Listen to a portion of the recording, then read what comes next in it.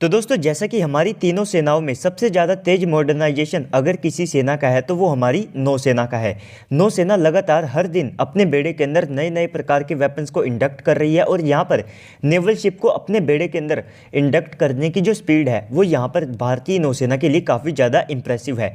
लेकिन हमारी जो सबमरीन की रिक्वायरमेंट है उसको हम उतना ज़्यादा तेज़ी से पूरा नहीं कर पा रहे हैं जितना कि हमको आवश्यकता है।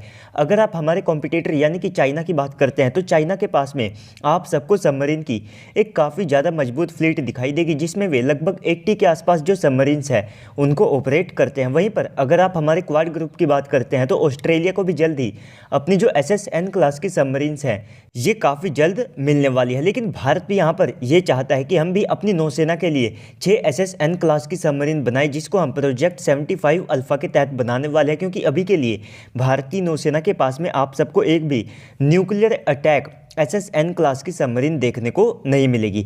तो इसके लिए हम चाहते हैं कि इंडिजीनियस जो सबमरीन्स है उनको अपने बेड़े में शामिल किया जाए। यहाँ पर जो थोड़ी बहुत मदद है उसे हम फ्रांस और रशिया जैसे जो कंट्रीज़ है इनसे यहाँ पर ले सकते हैं। तो इन सबमरीन का डिज़ाइन, इनका जो न्यूक्लियर रिएक्टर है, वेपन्स है, वो आप सबको भारत का खुद का दिखाई देगा। तो इसी में फ्रांस भारत को ये ऑफर कर रहा है कि इनके पास में जो बाराकूडा क्लास की SSN क्लास सबमरीन्स है इनको भारत यहाँ पर खरीद ले इस डील के तहत, क्योंकि इस डील की जो कॉस्ट है वो लगभग 15 बिलियन US डॉलर के आसपास की होने वाली है, जिसमें फ्रांस इन सबमरीन का हमको डिज़ाइन देगा। इसी के साथ में वेपन्स को लेकर के फ्रांस भारत की जो मदद कर सकता है उसको भी यहाँ पर किया जाएगा। लेकिन अगर आप इसके एक सबसे ज़्यादा इंपॉर्टेंट कंपोनेंट यानी कि इसके न्यूक्लियर रिएक्टर की बात करते हैं तो वहाँ पर थोड़ा सा भारत और फ्रांस के बीच में कन्फ्यूजन खड़ा हो चुका है, क्योंकि ये SSN क्लास की सबमरीन्स हमारी खुद की होगी जिनका डिज़ाइन भी हम खुद से तैयार करेंगे और इसमें हम थोड़ी बहुत जो मदद है वो रशिया के रूबिन डिज़ाइन ब्यूरो से ले सकते हैं। लेकिन इससे पहले हम अपनी अरिघट क्लास की जो सबमरीन्स है इनको बना चुके हैं जिसमें हम पहले से ही एक 83 मेगावाट का न्यूक्लियर रिएक्टर इस्तेमाल करते हैं। तो इसके बाद हमारी ये जो 6 SSN क्लास की सबमरीन होगी तो इनके लिए फ्रांस ये चाहता है कि ये जिस K-15 न्यूक्लियर रिएक्टर का इस्तेमाल करते हैं तो उसी का इस्तेमाल भारत अपनी इन 6 SSN क्लास सबमरीन्स के अंदर करे। तो अगर आप इस न्यूक्लियर रिएक्टर की बात करते हैं तो इसकी जो पावर है वो लगभग 150 मेगावाट के आसपास है। वहीं पर हमारे भाभा एटॉमिक रिसर्च सेंटर का ये कहना है कि हम पहले से ही अरिहंत और अरिघट के अंदर अपने एक स्वदेशी 83 मेगावाट के न्यूक्लियर रिएक्टर का इस्तेमाल कर रहे हैं और इसके बाद हमको भविष्य में S5 क्लास की SSBN सबमरीन्स चाहिए होगी जिसका डिस्प्लेसमेंट 13,000 टन के आसपास का होगा। तो ऐसे में उनके लिए हम पहले से एक 190 मेगावाट के न्यूक्लियर रिएक्टर के ऊपर काम शुरू कर चुके हैं जो कि फ्रांस के द्वारा ऑफर किए गए 150 मेगावाट के न्यूक्लियर रिएक्टर से कहीं ज़्यादा ताकतवर और साथ में कैपेबल होगा।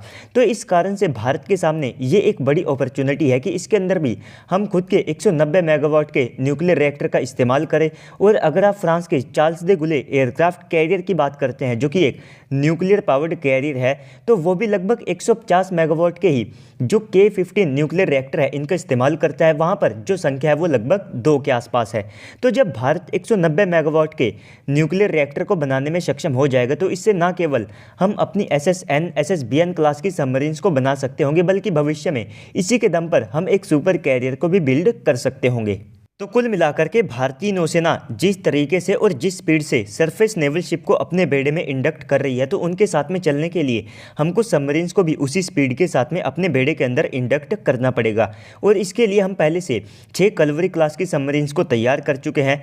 हमारी अरिहंत क्लास की जो सबमरीन्स हैं ये भी 2025 से लेकर के 2026 तक भारतीय नौसेना के बेड़े के अंदर इंडक्ट हो जाएगी। इसके बाद में हमारे पास प्लान केवल यही है कि 6 SSN क्लास की सबमरीन अपने बेड़े के अंदर इंडक्ट कर है और 3 S5 क्लास की SSBN सबमरीन अपने बेड़े के अंदर इंडक्ट करनी है। तो इसके बाद डीजल इलेक्ट्रिक सबमरीन्स को लेकर के यहाँ पर जो प्रोग्रेस है वो काफ़ी ज़्यादा स्लो है जिसको भी भारतीय नौसेना को काफ़ी ज़्यादा अच्छे तरीके से फास्ट ट्रैक करने की आवश्यकता है, क्योंकि हम भविष्य में जो कैरियर है उनकी संख्या को यहाँ पर बढ़ाने वाले हैं। तो ऐसे में एक कैरियर के लिए जो बैटल ग्रुप होता है उसमें सबमरीन्स की भी काफ़ी ज़्यादा आवश्यकता पड़ती है।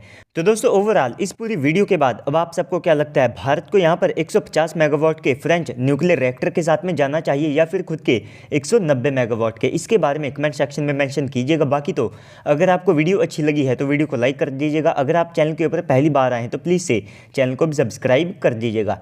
तो चलिए दोस्तों आज की इस वीडियो में इतना ही, मिलते हैं अगली वीडियो में, तब तक के लिए गुड बाय, जय हिंद।